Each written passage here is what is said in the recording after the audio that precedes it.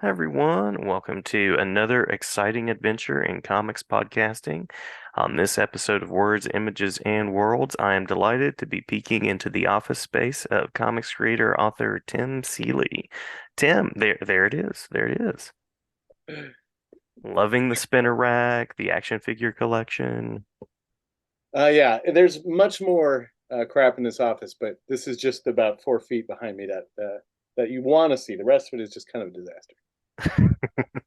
It looks great. It looks great. You literally have a drawing board over there at the side, I think, too, which is uh, Yeah, perfect. Love it. yeah. All the Oh yeah, I plans. learned my lesson. That's the easiest way to get your stuff out. I was using like post-it notes and tacking them all over the wall, and it just became a horrific disaster. So I splurged for a plain old whiteboard, and it just makes your life so much easier. Oh, love it. Love it. Love the organization. I'll mention a couple of titles here, and then we can talk about any particular titles or stories that you like. I was going to ask in particular about Local Man because I know it's fairly recent, and also Revival being a wonderful series of yours. Hack Slash, of course, being very very famous work. And then you've also worked in the world of sort of like the DC universe with things like Grayson and Batman Eternal and some of those worlds. So those are a couple of my favorites, Cool. but glad to have you shout out any favorites of yours as well. Happy to talk all those. I'm freshly working on Local Man today, so it's in my mind. I have to go off to LA actually at 4 to go do a writer's retreat with Tony Fleece, the co-creator. Oh, Uh, nice, nice. so it's fresh in my mind. I just piled up all my research and notes and stuck them into my bag. So it's very fresh in my brain. That's kind of how I work it these days. Just tons of notes all over the place, and then the process of organizing them usually helps me figure out what the story is. Love it, love it. Curious about, I'm an English teacher by day, so I'm always curious about what draws people to storytelling, and in this case, especially telling stories in comics. I mean, I don't know. It was as a kid, I was instantly compelled by comics more than anything. When I was 5 or 6, Masters of the Universe figures came with mini comics. Hmm, Uh, hmm. I I loved my figure, and I probably played with it until it fell apart. But the comic that came with it, like, just unleashed something. I don't know, and that comic led to Spider-Man and stuff, um, and I think in part, I mean, I was a kid who lived in the middle of nowhere in the country, didn't have a lot of neighbors, Hmm. 2 brothers, and just a thing that we always did was like sit around the kitchen table and just like make comics together, or Nice. just draw these stories and pass around characters and stuff. So, um, I think for me, like the only thing I kind of feel confidently good at is that I can always make something up. Like that's the like I don't always feel super confident in my drawing skills. I don't always feel super confident in my writing skills, but um, I can always make something up. I can always come up with some, you know, weird idea or some character, and so that's I think the original impetus was sort of just boredom and sort of searching for connection with other people and having Uh-huh. that in Uh-huh. little brothers, and then it's just always been like when I'm making something up, I feel the best. And I think probably part of it is also, I have a anxiety. As a kid, I was really very anxious kid, generalized anxiety disorder. And I'm pretty sure the idea that when you make something up and you create stuff, you're controlling something. Um, Mm-hmm. and you can't control the world around you, obviously, but you can control this story, this world, this character. And I'm pretty sure that's a huge impulse too. And it's probably why I like horror best of all those things, because horror is basically saying, well, here's some fear, but you can decide when you're afraid instead of in the real world where you can't. So I'm sure that is the deeper psychological reasoning for all this stuff. Besides just the kids jamming on the kitchen table with robots fighting evil cars, like which was a thing that my brother and I did every Sunday or Saturday, just sit around and draw these huge tapestries of robots versus cars. Uh, so Awesome. so I'm Yeah. sure it all comes together to be a thing that I've now done for some 20 years professionally. Nice, nice. Yeah. There's a creative beauty to growing up without neighbors, I think. So many creative opportunities. Yeah, I think. I mean, and a part of it, we we had uh other kids to hang out with, but they would be like, "Let's go, blow up stuff." It was like they were country kids, and Right.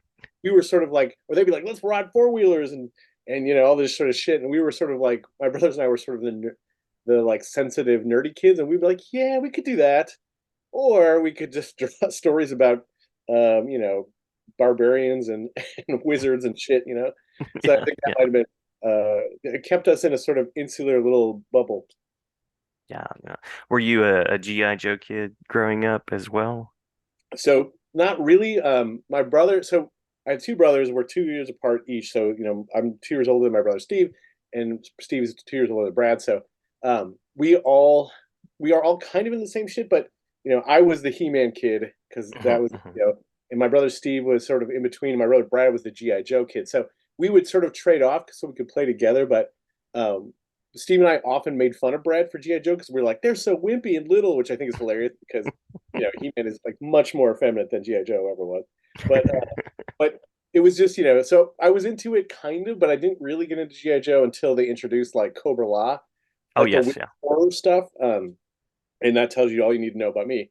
But I was just like, oh, military guys, eh.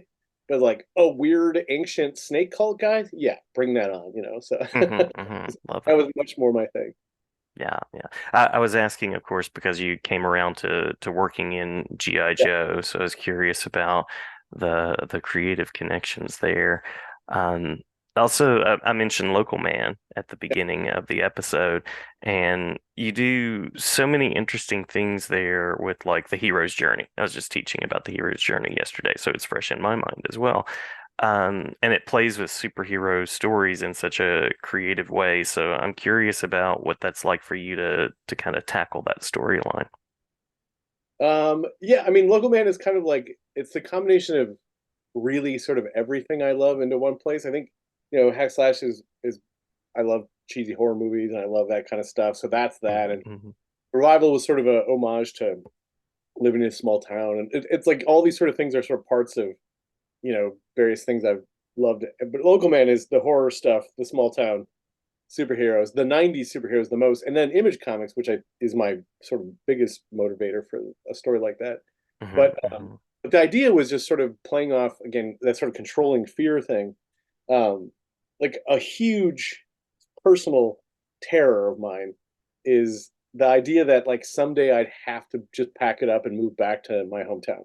And not because my hometown is a terrible place or anything, but you know, I was the guy who was like, I'm gonna go off and I'm gonna do movies and comics and I'm gonna do this. And then I did it, and that's great. But if I ever had to crawl back and be like, I would have to admit I failed, and that's for some reason some kind of just like huge, all-encompassing terror of mine, existential, really. So I wanted to kind of control that to some degree, and so that's Jack's story. Is that he gets when he's very young, he gets drawn into this big superhero world, and very immediately he's sort of like, well, this isn't what I thought it was, but he stays in it hmm, because it's giving him something else he wants, which is sort of validation and attention. And then when he has to come back to his hometown, then he has to actually be a hero, he has to actually help people, and he's not very good at it. I mean, he spent all this time just looking cool. So the story is, and he can't even do it with all the things that he's got this costume and this weapons, and he can't use any of those things. hmm, Uh, hmm, and just to do a character like the thing that Tony and I came back to, we thought was to be the most interesting was this idea that it's not cool to be a good guy, right? Like when we hmm, were kids in the '90s, like when the Image comics came out, I think part of the appeal was all those guys are just kind of like, fuck it, like we're badasses, we're cool, we look great, and hmm, they the saving people part, being good, was like way low on the list of interesting things that we were, but that's sort of a part of being a teenager, one. And then I think that attitude is sort of seeped into culture at large, and you get the sort of political place we're at now, where a whole bunch of people like a guy who's purposely fucking terrible. So I think, part of the idea there was like, let's talk about that through this character. Right? And I think Jack as a hero, he knows what it means. He knows the idea of it. He's aware of what the good guy is, hmm. but it's taking him all this time to understand what that actually means.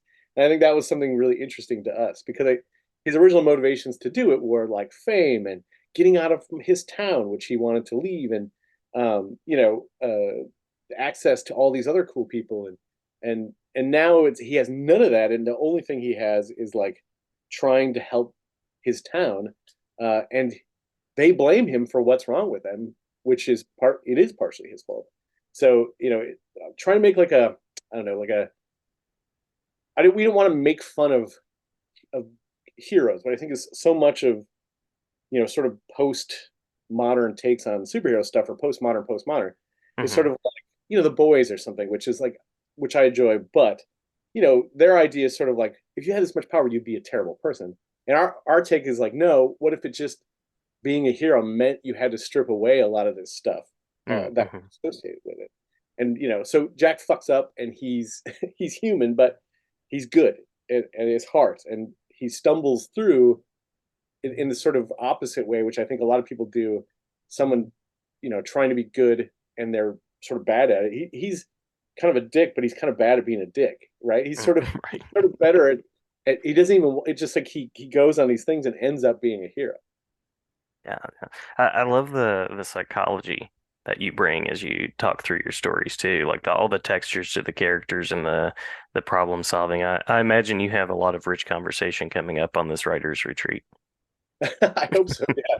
Well, because Tony and I have we have a shared like more than anybody I've ever worked with, we have a shared lexicon of our references because we really like the same thing. So we don't have to mess around too much about like what's it feel like because we know what it feels like. So we can really go into what's the motivation for this. Why does this character want this?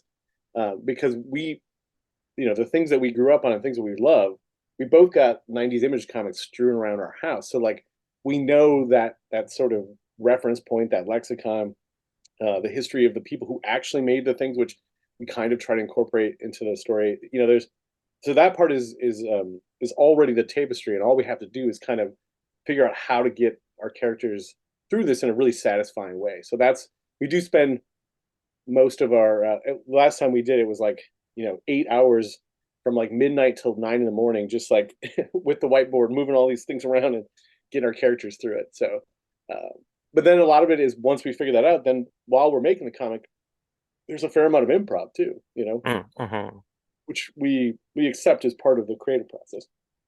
Yeah, yeah. A problem comes up, you have to solve it. Yeah, yeah. Yeah, and you just know that that's part of writing. Like it's just if you have a really tight approach to your outline, and that's you will be disappointed probably. But if you keep it loose enough, you just go with big stuff, then you're available to take these detours that come up just from riffing.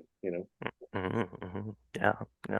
Kind of a stand-up comedy approach in Yeah, a I way. think comics is more like improv comedy, not even stand up. It's like improv. It's like the Yeah, yeah. yes and right. It's just like that's the improv comedy thing where you never say no. You always say yes and so that's you've got to do these things monthly, and there's kind of a grind. It's almost impossible to do a 22-page comic a month, but people do it all the time.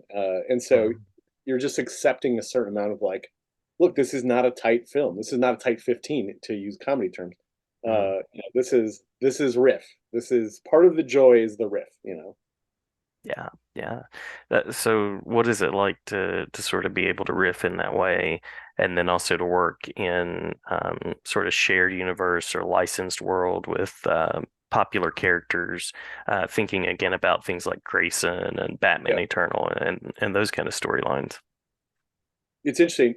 That actually is where the ability to riff comes from. Ah, Because nice, you nice. when you work for those big two books, they ask you for a story, and so you come up with, here's my pitch. This is what I'm going to do.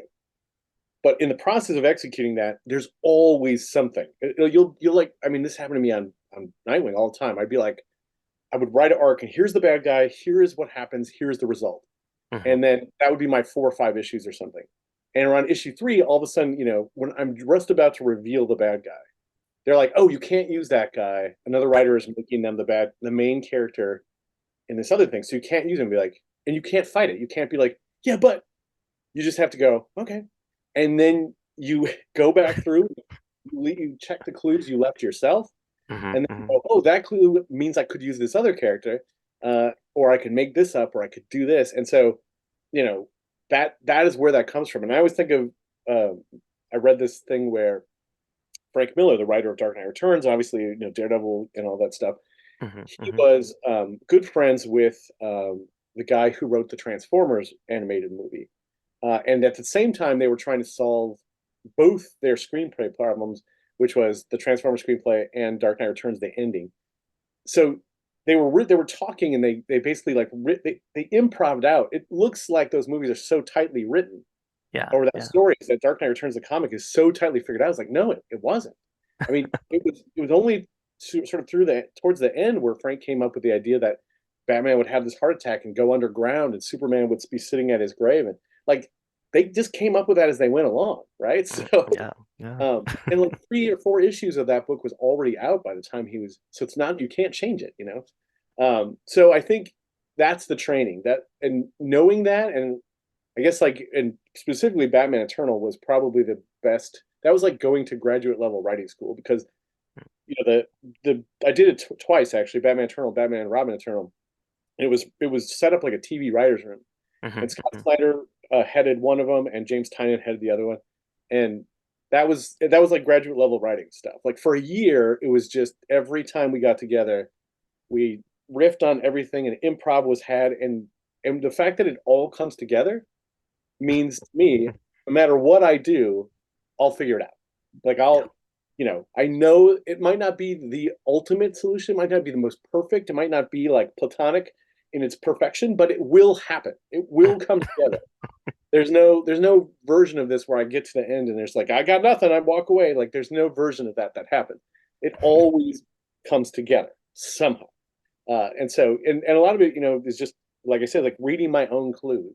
Hmm. Uh, so Hmm. what did I sort of subconsciously put in here for myself? Didn't even know I was going to use it, but I did, and that's that sort of intuition about making stuff up is something I've come to rely on in such a way that, I mean, I'm not quite like flippant about it, but I'm really unbothered most of the time. I'm Yeah, just like, yeah. think of something.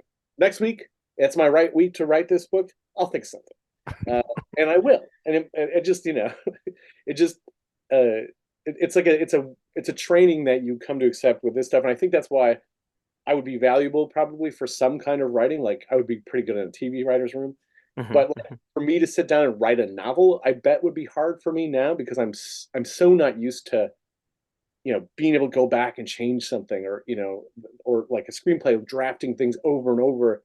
I bet it would be hard for me because I'm used to sort of being like, well, that's done. it's you know, it's just, that's kind of just how the job works. Yeah, yeah. And at that point, you know you're the professional and you've got the chops because you've solved X number of problems. Right. Yeah, Exactly. yeah. Yeah. And even I think there are certainly writers, I think, who probably have a reputation for sort of like tighter work, and sort of things that seem very planned out. But I bet you they're not as planned out as you think they are. It's in comics Nice. anyway. Yeah. Good to hear the inside story. Good to hear Yeah. that. In fact, I know some of these people really well, and we talk on the phone sometimes, and I know how much riffing and how much improv just has to be part of it. It's written into the DNA of how comics are made. Yeah, yeah. I think I only have one more official question. I promised you a short talk, so I won't keep you, but I'm glad to hit anything that we've missed as well. And I always like to ask about sort of the creative process that you're currently involved in. And I know that those things can't always be talked about, but anything that has your creative attention at the moment. And being in the world of 10 different social media outlets, I always like to ask about the the most useful ones for people to go to as well. Sure. Yeah, so currently, well, I'm working on, like I said, I'm working on Local Man. I'm also working on two DC projects, which is pretty cool. Hmm. Those will Hmm. get announced later. And then I have a really big project, a big crossover project that I'm working on, and that's taken up some serious thought space because it's a lot of moving parts. And then I have to check my thing on the side here. I have all my stuff written down. Yes. Uh, okay. Is there Uh, another whiteboard on the other side of the screen? there's Is that what you're telling me? there's schedule tacked to the right behind this that shows all the things that I have to do and when they're due. Oh, Uh, wow, wow.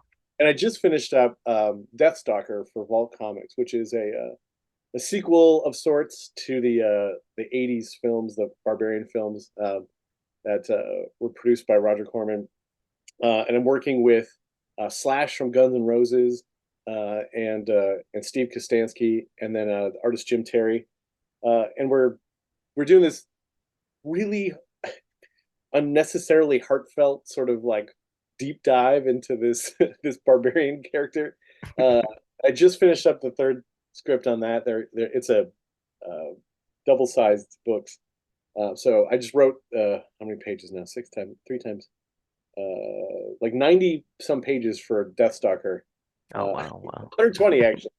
So it's like a full film worth of this character, but I had a really good time with it. And I think, yeah, if you've ever liked any of my stuff, this one is like it's a stealth sort of critique of 80s masculinity and uh, and just sort of substance abuse and all these sort of things rolled into a big, grimy, dirty fantasy barbarian story. So, but yeah, I'm really proud of that one. I think people will be surprised by it because I think it's not what you think it's going to be. Uh, Yeah, yeah. it certainly has like boobies in it and gore and all the things that a '80s barbarian movie should, but it's also sort of about sad stuff. It has the pathos. It has pathos. And that final question is social Oh yeah, media spaces. Yeah. yeah. I hate them and I don't find any of them particularly useful, but I do use Twitter even though I'm looking for an excuse to get away from it because it gets worse and worse every day. And I'm on Blue Sky, which I'm trying out, and it's a very nice, pleasant place. Hmm, Uh, hmm. Tim Seeley on there, or hacking Tim Seeley on there. The only problem is it's sort of like arriving to a party early and like just sort of staying around waiting for people to show up. Right, right. Yeah, I do have 5 invite codes if you know anybody. yeah. Dude, same thing where I'm always like, I got some. Like, yeah, thanks, great. Uh, but I can't get my wife to take one. I'm just, but then I use Instagram also. I'm Tim Seeley on there. It's actually nice to have a place to put art, even though I feel like Instagram is kind of moving towards um, people trying to put videos all the time. But it is a nice Mhm. place. I try to put some art comic stuff up there. And then I do have a YouTube channel where I just talk about like sort of comic school. I just call it Comics 101, but it's not like how to really. It's sort of like bits of history and context because I think one of the things that I notice among the discourse is some people don't really they have opinions about superheroes or how someone writes Thor or some shit, but they don't know why comics is the way it is. And so I feel Mhm. like maybe the discourse and the conversation could be elevated if we all had the same like why is it called comics and Mhm. what and just sort of history bits because I find that interesting where there's a certain belief by a lot of people that like comics and superheroes are sort of entwined and have always been. It's like not really. That's not actually true. Uh, Mhm. Mhm. and about just and my personally though I like superheroes. I wish there was more genres of with books that were very successful in the medium. Obviously outside of the comic shop, though that Mhm. is the most popular stuff, science fiction and slice of life and stuff. But in the direct market, superheroes still dominate. So I talk about that stuff. It's kind of segments of my classes with a little bit more less formality to them. So you can check that out on my YouTube channel as well. Nice, nice. I'll be sure to link to the YouTube channel and all the things, and looking forward to checking out more. Thanks, man. I really appreciate it. Thanks so much for having me. I Yeah, like to thank you. talk craft and shit more than I like talking, superheroes or something. So it's always nice to talk about comics and writing and such. Great, great. Well, safe travels to the retreat, and may it be a very energetic, profitable experience. And thanks also for bringing the spinner rack. Always a fan of a spinner rack. Yes, Yeah, it's a lovely object, just chock full of all my weird crap. So yes, happy to share it. all right, all right. Well, thank you, Tim. Glad to talk anytime, and thanks again. All right, thanks so much, man.